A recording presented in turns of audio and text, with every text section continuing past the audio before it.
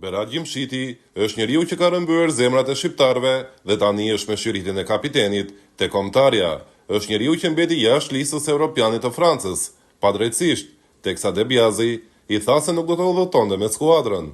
Ai mund të ishte Europiani i fundit dhe i mohuar në jetë, por për fatin e mirë, Gjimshiti mori shiritin dhe dërgoi Shqipërinë në Europianin e Gjermanisë. Por jo vetëm kaq, Gjimshiti është një prej atyre lojtarëve të pakët që luajnë si titullar në nivelet më të larta dhe është po i pagabueshëm të Shqipëria, teksa këtë e dëshmoi më së miri edhe në ndeshjen e fundit me Anglinë. Gjimshiti ka intervista të radha, disa kohë më parë ka dalë në emisionin Koha Shtesë dhe tani në një tjetër podcast me Heidi Lushtakun në Biseda podcast, një rrëfim i gjatë i kampionit ton që mbi të gjitha është një njeri shembull me porullusinë e tij që është dëshmia më e mirë e cila tregon qartë se përse ky sukses nuk ka qenë aq rastësor, por gjendet fare lehtë në sjelljen e Berat Gjimshitit. Kur ishte diskutimi për të zgjedhur mes Shqipërisë dhe Zvicrës, unë zgjodha Shqipërinë. Kur më erdhi ftesa nga Shqipëria, pasi kisha luajtur me të gjitha moshat e Zvicrës, babi më shtyu drejt Shqipërisë. Është patriot. Në fakt, si të gjithë të tjerët, nuk kërkova shumë kohë dhe minjëherë zgjodha Shqipërinë. De Biasi më thiri, erdha te kombëtarja. Pastaj ngela jashtë Evropianit. Nuk ka problem. Mesazhet e shumta të shqiptarëve ishin të rëndësishme për karrierën time në atë kohë dhe u tregova se bën gabime mua në atë rast. Gjithsesi e mërzitje madhe që ngela jashtë Evropianit ishte 1 deri në 2 javë dhe më pas kaloi. Kur ra shorti tani me Serbin, thash, o jo, mos prap.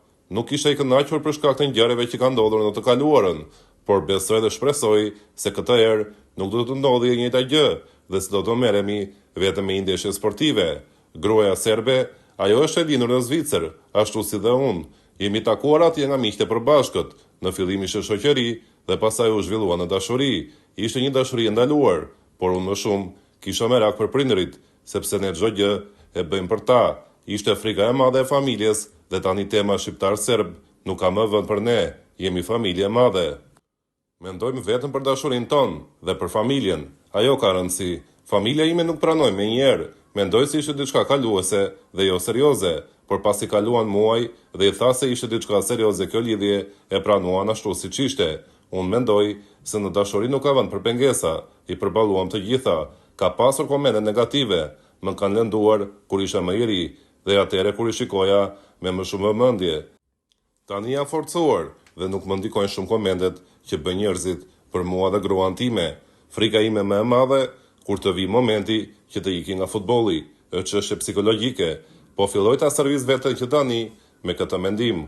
Unë kam mendje zjarrin brenda, të jetë për mua, e lë futbollin 40 vjeç, tani të shohim se si do të më ecë dëmtimet dhe nëse do të më lejoj fiziku, por për mua qëndroj në futboll deri në 40 vjeç. Në të ardhmen dua të bëhem trajner futbolli. Ky është qëllimi im. Dosha jo menjëherë sapo ta lë futbollin, por dua të bëhem trajner, tha Gjimshiti.